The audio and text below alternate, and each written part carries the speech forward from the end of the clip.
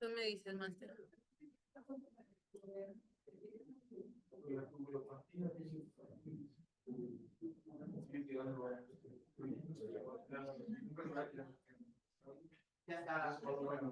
Ya, sí se ve, ¿verdad?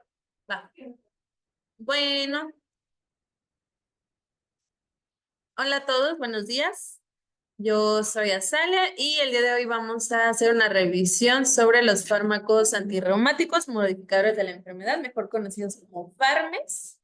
Y pues agradecimiento especial al doctor Brian Alpérez que nos ayudó con esta presentación. Pues, o sea, a grosso modo, estos serán los temas que abordaremos, la definición de lo que son los fármacos, cómo se clasifican, y ya entrando en los sintéticos y los biológicos, vamos a abordar el mecanismo de acción de estas vías, las indicaciones terapéuticas y sus principales efectos adversos.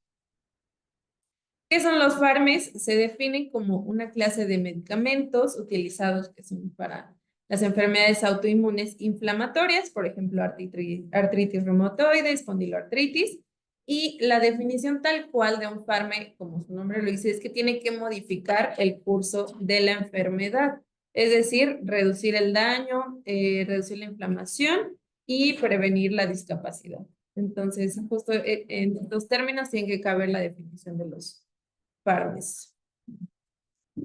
Hice esta tablita que es la clasificación. Entonces, la vamos a dividir primero en dos grandes grupos. Tenemos los fármacos biológicos y los sintéticos, ¿vale? Dentro de los sintéticos están los sintéticos tradicionales, que pueden ser un poquito más con los que estamos familiarizados, que nos incluyen metotrexato, la leflunomida, sulfasalacina y la hidroxicloroquina. Ahora, de los sintéticos dirigidos, los podemos incluir como los de molécula pequeña, que van a ser los inhibidores del JAK. Dentro de estos está el baricitinib, tofacitinib y upadacitinib. Y otros sintéticos dirigidos también son los inhibidores del BTK. Un ejemplo de este es ibritinib. ¿Ok? Ahora, dentro de los fármacos biológicos tenemos varios subgrupos dependiendo de la vía en la que actúan. Entonces, por ejemplo, tenemos los agonistas del checkpoint, que está ABAT-C. Tenemos anti-interleucina 6, como el sarilumab y tocilizumab, muy conocido con nosotros. El anti-CD20, como el cerrituxi, entre otros, que ahorita vamos a hablar un poquito de ellos. Y anti-TNF, como adalimumab. También tenemos otras vías que pueden ser anti-BAFF y otros que sean anti-PL19, anti-interleucina 23 o 17, anti-NF, anti-integrinas o antagonistas de PD1, ¿vale? Bueno, entonces, como vimos, son muchas subclasificaciones. Entonces, vamos a empezar primero con los sintéticos. Y justo que son como, pues los que podemos nosotros tal vez pues, encontrar más del día a día, que tal vez estamos un poquito más familiarizados con ellos. Entonces, dentro de los sintéticos están los sintéticos tradicionales, que es el metotrexato, uno de los más famosos, que inhibe la ruta de los folatos, interfiere esto con la síntesis de las purinas, de las pimidinas, y afecta la síntesis del DNA y la reparación y la replicación celular. Ahora bien, los que han rotado con la doctora Sandy saben que es algo que siempre pregunta sobre cómo actúa el metotrexato justo en las enfermedades reumáticas, que justamente su intención no es intervenir en las rutas de los folatos, sino es sobre todo alterar otras rutas metabólicas. Entonces, por ejemplo, lo que realiza es incrementa la presencia de adenosina en el medio. Entonces, esto regula hacia la baja el resto de otras expresiones. Entonces, por ejemplo, tenemos la HK2, que es la exoginasa 2, y otros transportadores, que estos pues realmente generan una inflamación. Entonces, al inhibir estos transportadores y pues sí, estos transportadores pues nos va a disminuir otros efectos como la glucólisis o la capacidad migratoria e inflamatoria de los sinovitos, ¿vale? Entonces, creo que es algo que se me queda mucho de rotar con la doctora. Y aquí le encima la alta de la disminución del efecto inflamatorio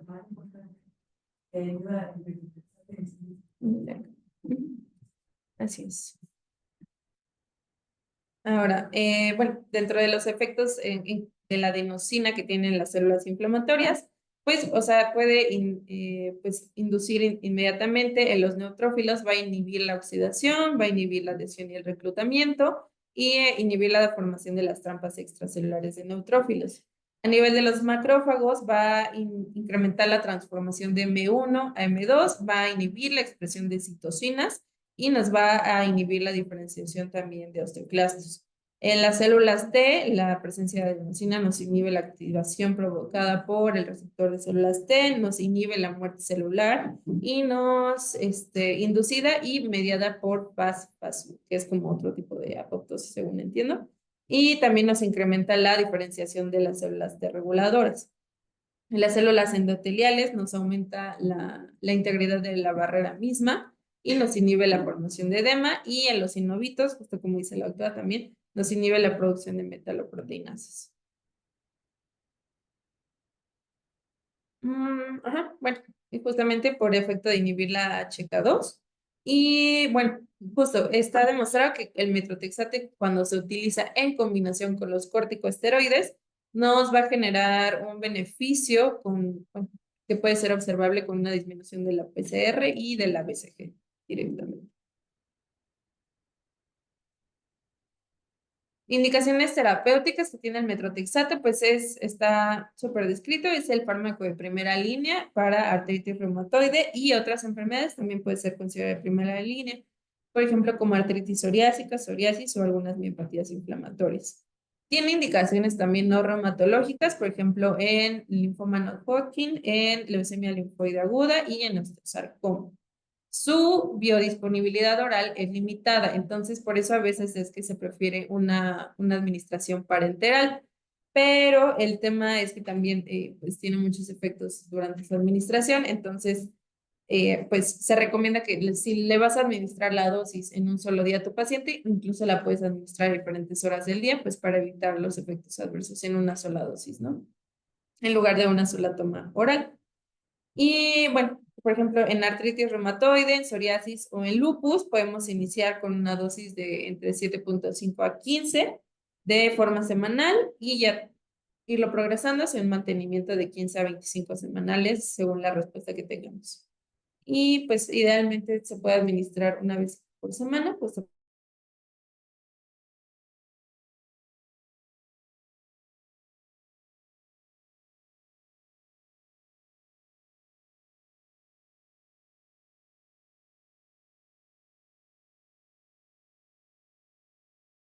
que tenga ay, bueno, que sean fumadores, que se describe que no consuman alcohol, no sé por qué, que tengan un factor reumatoide negativo, entre algunos otros. Entonces, si nuestros pacientes presentan alguno de estos datos, pues ya podemos prever que tengan la respuesta. Dentro de los efectos adversos, sobre todo, eso sí, se asocian al hecho de que inhibe las propiedades de los folatos. Entonces tenemos leucocitopenia, estomatitis y caída del cabello, que estos mismos efectos adversos pueden ser prevenidos justo con la administración de ácido fólico o folínico, la única indicación es que el ácido no se administre el día que se administre el methotrexate. Y tenemos otros efectos adversos que son causados por el incremento de la liberación de la adenosina, que pues puede generar cansancio, sueño, presencia de nódulos reumatoides e incluso fibrosis hepática. Tiene un efecto teratogénico, que ya todos sabemos, entonces, porque genera defectos en la formación del tubo neural, entonces se debe retirar al menos 3 meses previos al deseo de la concepción. Y dentro de otros, pues es muy malo. Tiene muchos efectos gastrointestinales, genera dolor abdominal, náuseas, vómito y puede generar hiperlipidemia. Y bueno, un tema que creo que tomamos mucho nosotros en piso es si existe o no un daño pulmonar por el metrotexate, ¿no? Entonces encontré este artículo que lo publicaron en Rheumatology, creo que es del 2021, que fue una revisión sistemática de 29 estudios que incluyeron tanto cortes como casos y controles. Y el objetivo era justo evaluar si sí existe una relación entre una enfermedad pulmonar intersticial y el uso de metrotexate. Y pues realmente ellos descubrieron que los estudios que apoyan que sí hay una relación entre el uso de metotrexate y una enfermedad pulmonar intersticial son los estudios que tienen una menor calidad y un mayor sesgo. En cambio, los estudios que rechazan esta asociación del uso y de una enfermedad pulmonar intersticial, pues tienen una mayor calidad metodológica y un menor sesgo. Entonces, en conclusión, pues la evidencia que relaciona el uso del metrotexato con el desarrollo de EPID, pues es, o sea, débil. O sea, no podemos ni afirmar ni asociar, sino simplemente estamos diciendo que pues, las pruebas son débiles, vaya. Entonces, pues, de considerarlo, ¿no?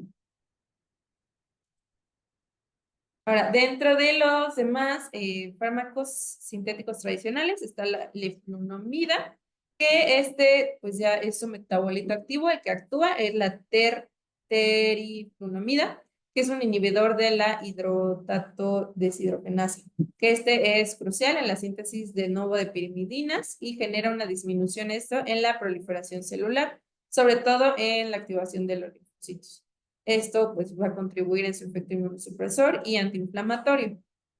Ahora, al reducir la proliferación de los linfocitos, disminuir la inflamación y el daño tisular, pues esto va a asociar a las enfermedades autoinmunes. Y estudios in vitro nos reportan que la capacidad de la leflunomida puede ser en abolir las vías inflamatorias asociadas al factor bueno, NFKB y la producción de citocinas. Factor nuclear.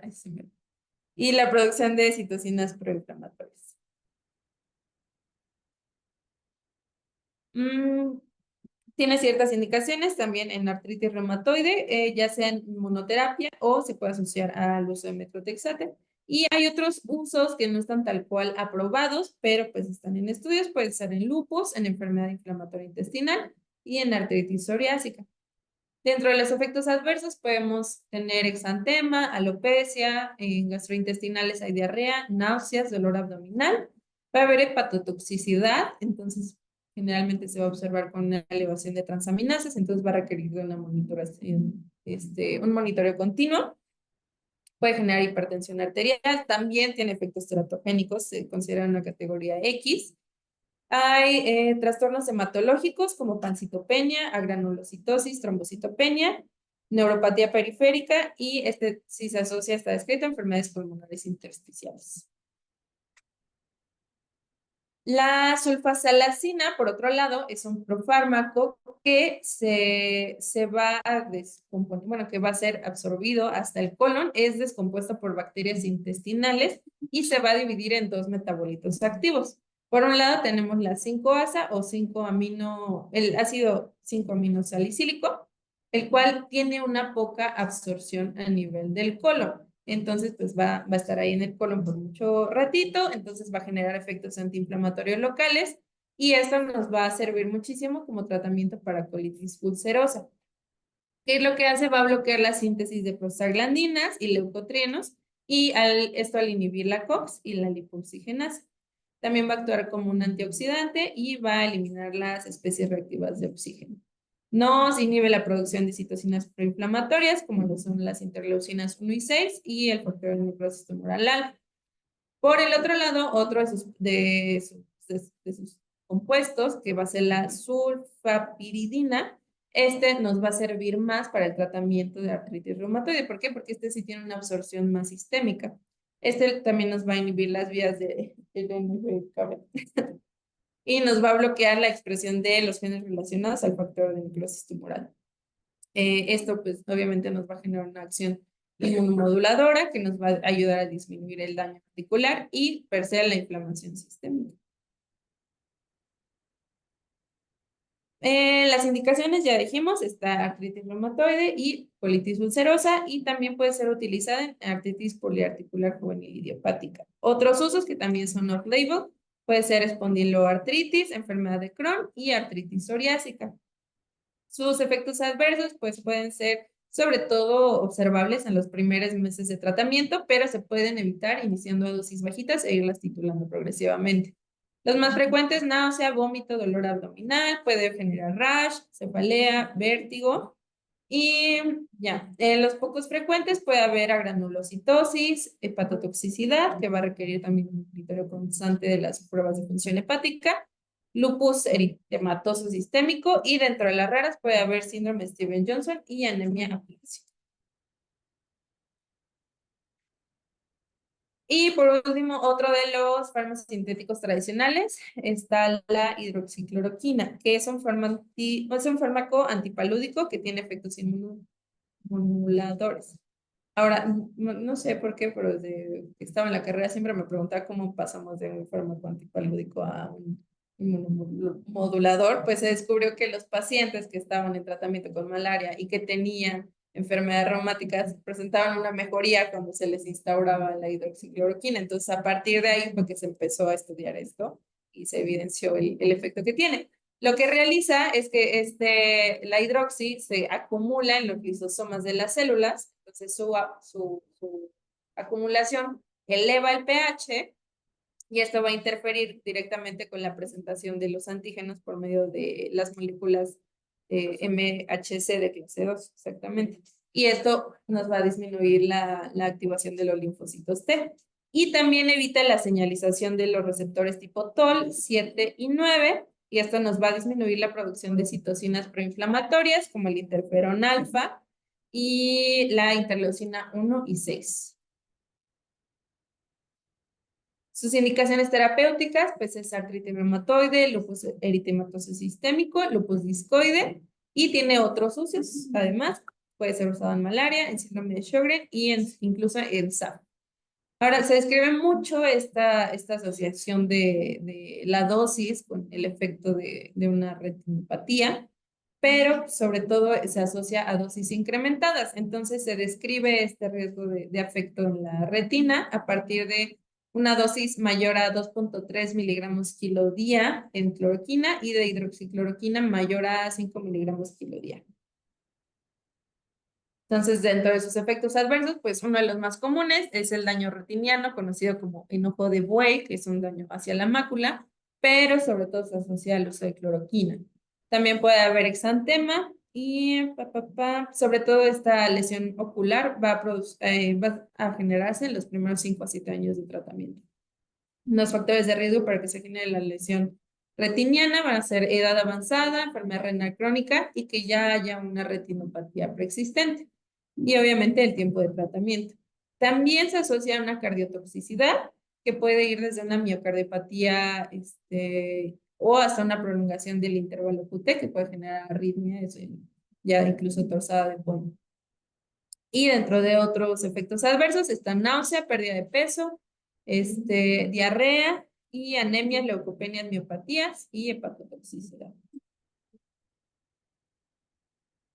Otros fármacos sintéticos, pero estos ya no son los tradicionales, no se acuerdan dentro del esquema, estos ya son los dirigidos, están los inhibidores del JAK. Entonces, para recordar un poquito, la vía JAK-STAT son las citocinas proinflamatorias y otras moléculas se van a actuar al unir a los receptores específicos de las células inmunes.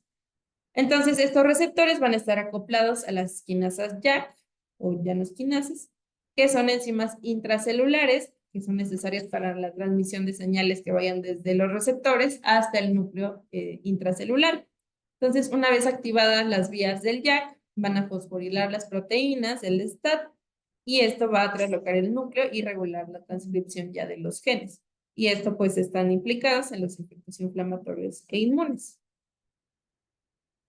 Entonces, básicamente es un receptor. Y los inhibidores, o sea, eso recordando un poquito la vía de JAK, ya los inhibidores del JAK, ¿qué es lo que hacen? Evitan y bloquean la actividad catalítica, ya sea a niveles de los diferentes JAKs, ¿no? De 1 a 3 o de IK2. Y esto va a interferir entonces en la fosforilación de las proteínas de STAT. Entonces, esto nos va a impedir la transducción de las señales dependientes de las citocinas y esto ya hace las interleucinas 2, 6, 12 y 23 y de los interferones gamma y alfa. Ahora, dentro del grupo de los inhibidores del JAK, cada uno tiene target diferente. Entonces, por ejemplo, el tofacitinib va a inhibir principalmente a JAK1 y 3 y tiene un menor efecto sobre el JAK2. El baricitinib inhibe directamente a JAK1 y JAK2. Upadacitinib selectivamente inhibe a JAK1. Pirgotinib a JAK1 y ruxolitinib inhibe a JAK1 y JAK2, que si recordamos es muy usado esto de ruxolitinib en displasias hematológicas.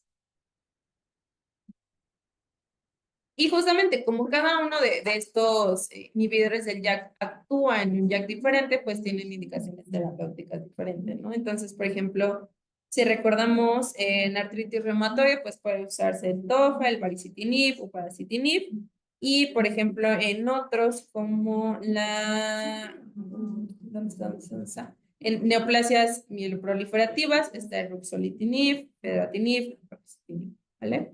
Y incluso en vitiligo también puede usarse el ruxolitinib. Entonces, bueno, son útiles para tratar a los pacientes con artritis reumatoide, siendo el tofacitinib la primera molécula de este grupo que fue aprobada como tratamiento en pacientes con AR que no respondían a metrotexate. Ahora, hay que considerar, se ha descrito que tiene mucho efecto en cardiovascular, entonces tenemos que considerar los factores de riesgo previo al indicarlo. Entonces, ¿cuáles son los factores de riesgo? Que sean mayores de 65 años, que tengan antecedente de tabaquismo, otros factores de riesgo cardiovascular, como es diabetes, obesidad, hipertensión, que tengan alguna historia actual o previa de malignidad y que hayan tenido alguna historia de riesgos trombóticos, ya sea infarto, insuficiencia cardíaca, cáncer activo, coagulopatías, uso de terapia de reemplazo hormonal. Y dentro de los efectos adversos, pues justamente tienen mucho riesgo los pacientes de presentar infecciones oportunistas, sobre todo infecciones de vías respiratorias superiores como resfriados, sinusitis, faringitis, infecciones de tracto urinario. Están muy asociados a reactivaciones de infecciones virales, sobre todo de herpes zóster y de varicela. También nos puede generar tuberculosis latente, entonces previo a su administración se recomienda que se haga una detección. Se asocia a efectos tromboembólicos, como dijimos previamente, puede asociarse a linfopenias, neutropenias y específicamente, o sea, se describe que el que más riesgo cardiovascular puede generar es el tofacitinib. Ahora, justo aquí hay, este fue un metaanálisis de 26 ensayos clínicos que incluyó, la muestra es bastante grande, 11.799 pacientes. Y su idea, el objetivo era evaluar el impacto cardiovascular que tienen los inhibidores del JAK en los pacientes con artritis reumatoide. Lo que nos demostró es que no hay diferencia significativa en el riesgo cardiovascular para los pacientes con AR que se trataron con los inhibidores del JAK, pero todos estos trials fueron pues hechos en un lapso corto. Entonces la idea es que pues se necesitarían más investigaciones para confirmar que realmente hay una seguridad cardiovascular, pero ya a largo plazo, ¿no? Sobre todo porque pues, los efectos cardiovasculares se ven incluso hacia años. Y lo que sí notaron es que las dosis más altas de tofacitinib y de baricitinib sí generan, o sea, tenían más desenlaces cardiovasculares. Y bueno, quise incluir un poquito sobre la actualización del EULAR del 2022, sobre algunas indicaciones que me gustaron porque siento que nosotros las usamos mucho.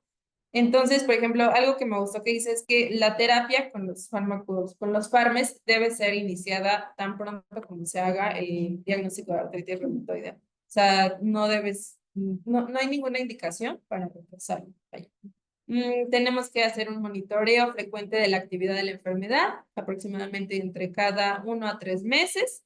Y si no hay mejoría a los 3 meses, tenemos que cambiar entonces de tratamiento. Siempre se debe iniciar el methotrexate como una primera línea de tratamiento. Y si tienen alguna contraindicación para el uso de methotrexate o que tengan alguna intolerancia, entonces podemos cambiar a leflunomida o sulfasalacina. Y esto también se puede considerar incluso como un primer tratamiento, ¿vale? Mm, pa, pa, pa. ¿Qué otro? Y pues sí. Creo que son los que más me llamaron la atención. Ahora, de los biológicos, pues tenemos varios. Están los anti-TNF, que dentro de ellos está el adalimumab, rituximab y etanercept. Estos, pues, o sea, recordando el factor de necrosis tumoral alfa, es un mediador eh, con una, o sea, que tiene una principal patogénesis en la artritis reumatoide. Entonces, tiene un predominio por una acción articular y sistémica. Entonces, nos va a disminuir esto los marcadores inflamatorios como PCR, BCG. Nos va a inhibir la activación de leucocitos, de osteoclastos y de células endoteliales, y esto pues, nos va a prevenir el daño inflamatorio. Por medio de los factores de transcripción asociados al factor de necrosis tumoral alfa, los inhibidores nos van a disminuir la expresión de los GLUT1 y los PKM2 en pacientes con artritis. Entonces, esto nos va a disminuir la actividad glucolítica y las rutas de fosforilación de las rutas inflamatorias. Indicaciones terapéuticas, pues como todas, artritis reumatoide, espondilitis anquilosante, puede ser usado en artritis psoriásica, en enfermedad inflamatoria intestinal, psoriasis, y otras que tampoco están aprobadas, pueden ser artritis idiopática juvenil y lupus. Dentro de los efectos adversos también se asocian mucho infecciones graves, sobre todo oportunistas. Puede formar autoanticuerpos, ya sean DNA de doble cadena, ANAS, anticardiolipinas y otros. Puede generar un lupus inducido por fármacos también, que puede ser un poco infrecuente, y en este caso es una indicación de suspender el tratamiento. Puede generar neuritis óptica y síndromes desmielinizantes. Otros fármacos biológicos están los antiinterleucina 6, como es el tocilizumab y sarilumab, que pues recordando la interleucina 6 es una citocina hepatotropa inductora de reactantes de fase aguda, que es sintetizada por poblaciones celulares dentro del tejido sinovial. Entonces, la idea de estas terapias anti-interleucina 6 es que incluyan anticuerpos monoclonales que nos bloqueen a los receptores de interleucina 6, ¿vale? Dentro de sus indicaciones terapéuticas está artritis reumatoide, enfermedad de Castleman, arteritis de células gigantes y síndrome de liberación de citocinas. Dentro de los efectos adversos también se asocian infecciones, hiperlipidemia, hay riesgo de perforación gastrointestinal, sobre todo en pacientes que se asocia a consumo crónico de AINES, y puede haber infecciones oportunistas y fúngicas. También tenemos los anti-interleucina 1, que pues la interleucina 1 es conocida como el pirógeno endógeno sintetizado por los macrófagos y las células endoteliales tras la activación y el ensamblaje. Entonces, aquí el que más destaca es la anakinra, que es un antagonista competitivo del receptor de interleucina 1. Entonces, lo que hace es bloquear la unión tanto de interleucina 1A y beta, y esto nos va a inhibir la señalización y nos va a reducir la inflamación. Tenemos otros agentes como canakinumab, que este en lugar de tener acción para alfa y beta, solo tiene acción dirigida hacia el receptor beta. Dentro de sus indicaciones terapéuticas son muchísimas. Nos sirve para enfermedad de Still, para síndrome de liberación de citocinas, para artritis reumatoide, artritis idiopática juvenil, gota resistente a tratamientos. Y también dentro de los efectos adversos también nos pueden generar infecciones que pueden ir desde leves hasta moderadas, reacciones en el sitio de inyección, que es sobre todo asociado a la anakinra, y alteraciones hematológicas que puede ir desde neutropenias hasta pues pancitopenias. Puede generar alteraciones gastrointestinales, disfunción hepática, rash, urticaria. Son muchísimos.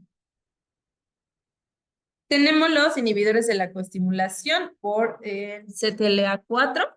En este el fármaco principal es el abatacept, que, bueno, se le llama inhibidor de la coestimulación. ¿Por qué? Porque la CTLA4 se combina, bueno, se combina con la región FC de las inmunoglobulinas humanas.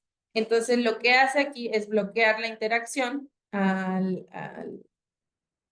entre el CD80 o 86 con el CD28. Entonces, esto nos va a inhibir directamente la señal coestimuladora que es necesaria para que se puedan activar las células T.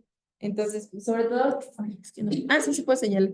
Entonces, aquí vemos, aquí está la célula T y aquí como es el que se une en cambio al CD80 o al 86. Y entonces ya no se pueden activar las células T. Exactamente. Entonces, pues esto obviamente nos va a reducir la proliferación de los linfocitos T y la inflamación. Dentro de sus indicaciones terapéuticas, también artritis reumatoide, sobre todo ya es un fármaco de tercera línea para los pacientes que no respondieron a otros fármacos.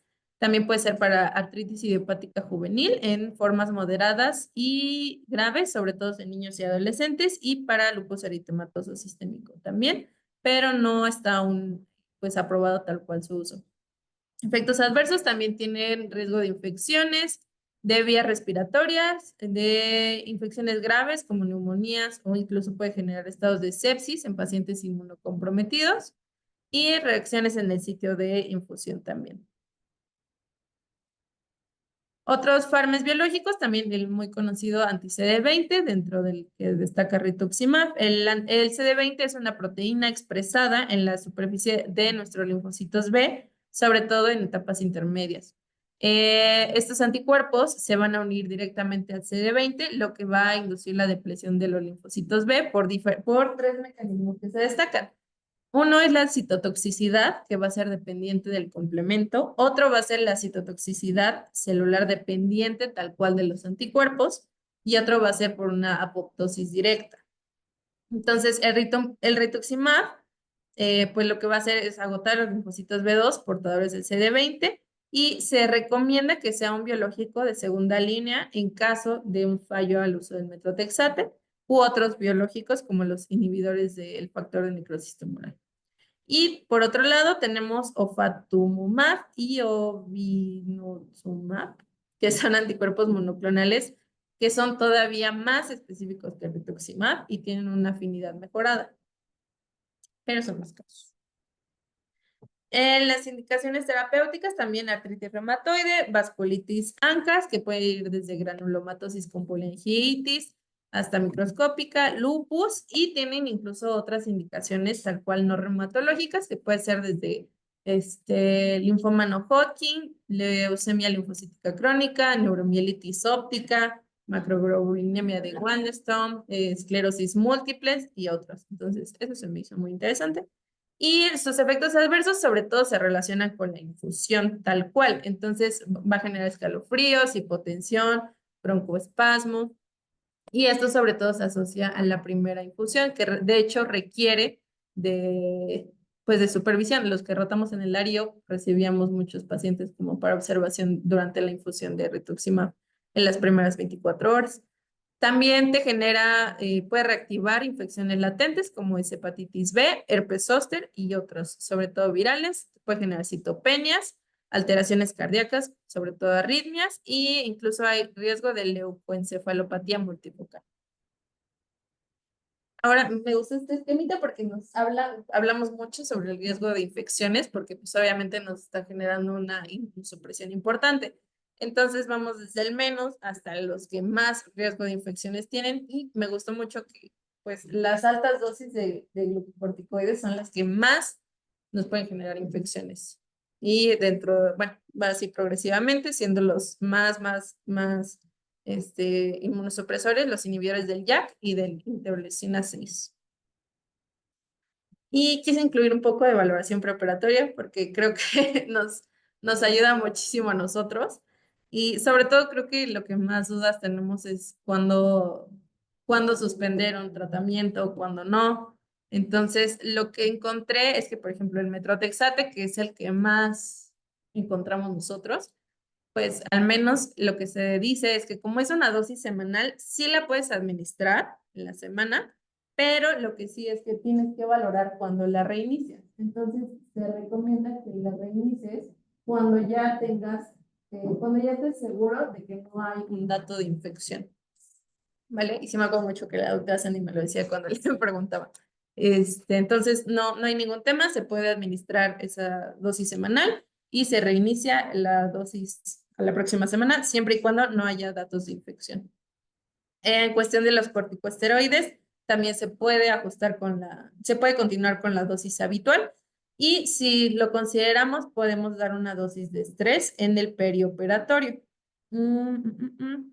Y ya, pero sobre todo se recomienda que en los corticosteroides, digo, no son fanes, pero bueno, o sea, se debe continuar las dosis si son mayores a 5 miligramos por día. En cuestión de los antifactores de necrosis tumoral alfa, factores de necrosis tumoral, los antiinterleucinas 6 y 1, estos deben de suspender de 1 a 2 ciclos antes de la cirugía. Entonces, la idea es que debemos de coordinar cuándo va a ser el último ciclo para que al menos pasen 2 semanas previos a la intervención quirúrgica. Y se pueden reiniciar de 10 a 14 días después. El rituximab, los anti-CD20, pues también se debe programar la cirugía al menos 4 semanas después de la última infusión. Y,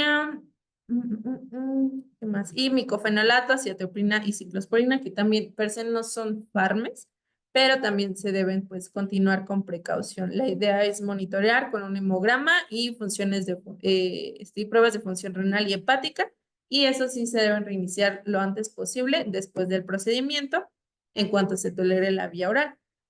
Creo que algo que destaca aquí es que siempre antes de una cirugía tenemos que realizar pruebas para detectar que no haya infecciones, sobre todo latentes, como tuberculosis, hepatitis B y C. Y tenemos que evaluar constantemente la biometría hemática, función renal y hepática. Esto previo a la operación. Y tenemos que estar pues conscientes de que hay alto riesgo de infecciones, porque pues son pacientes que están inmunosuprimidos, ¿no? Y pues incluso podemos dejar profilaxis antibiótica si es que lo consideramos. Y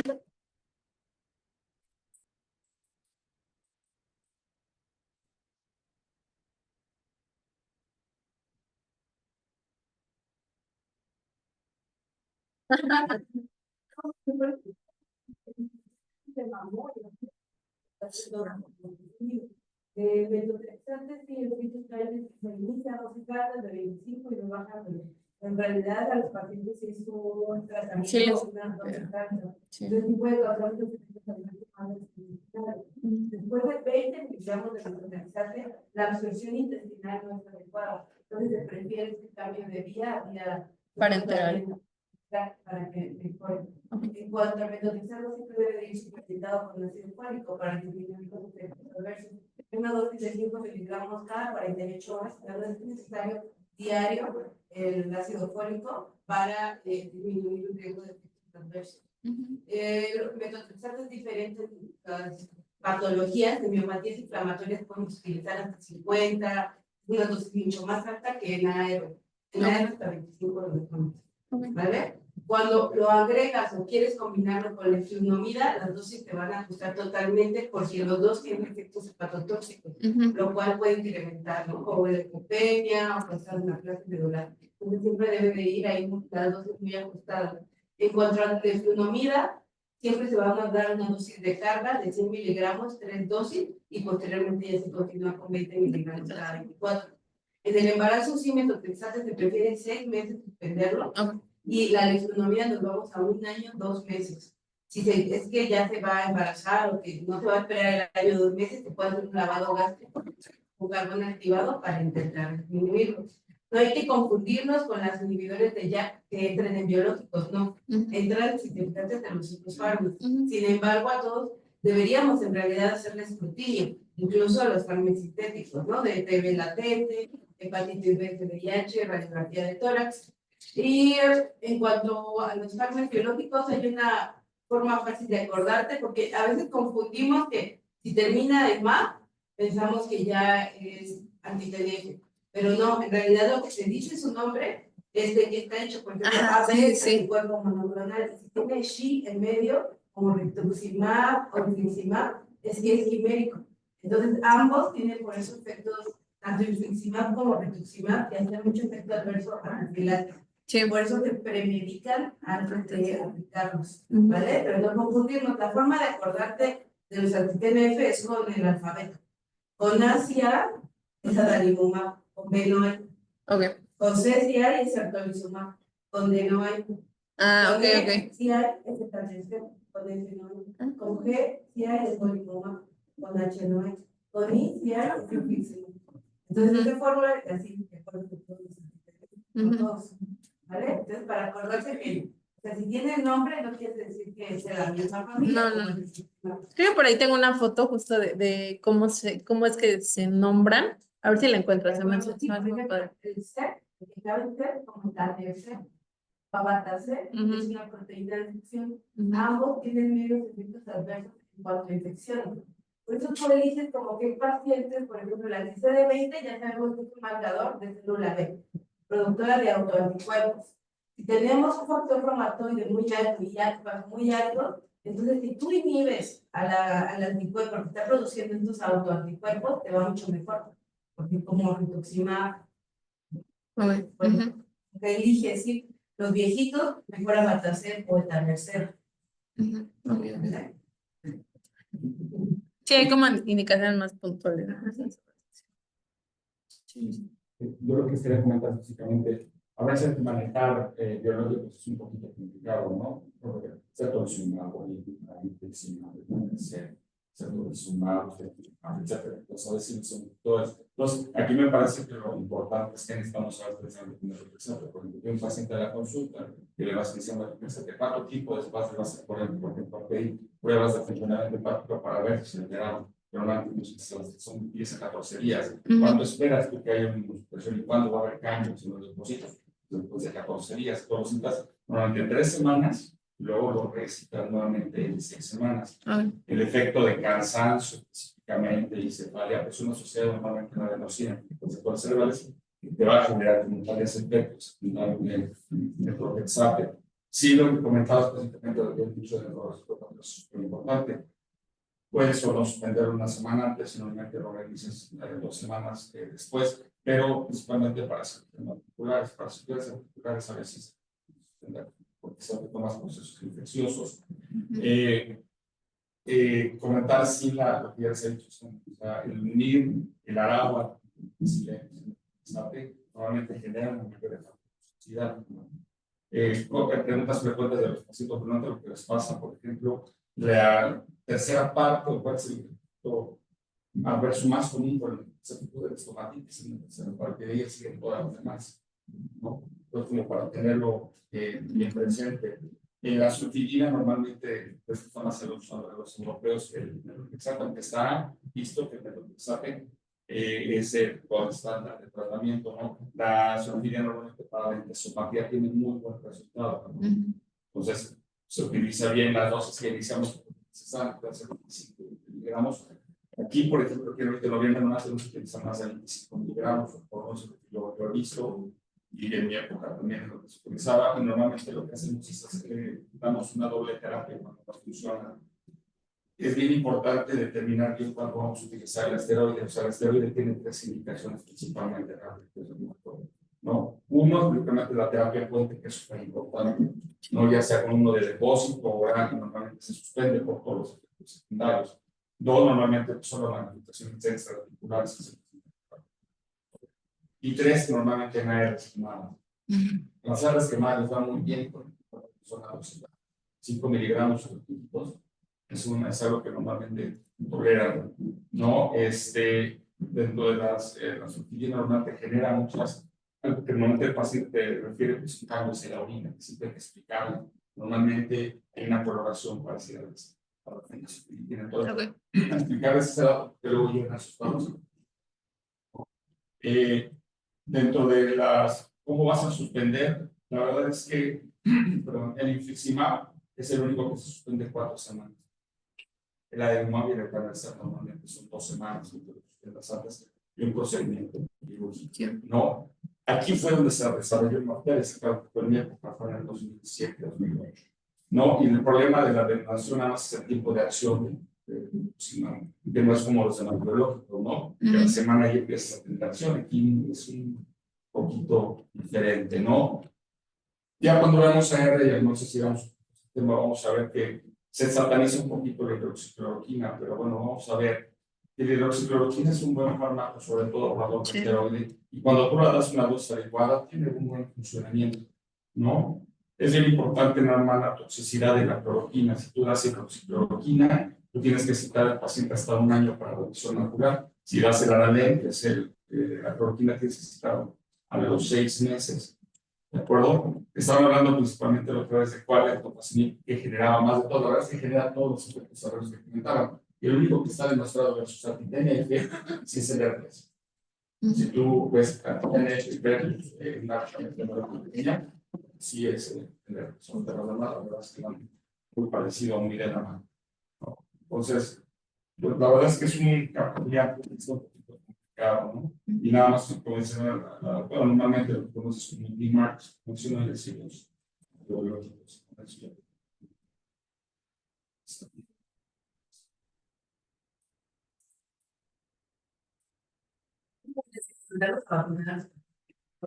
Ay, sí.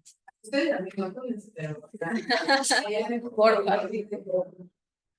favor.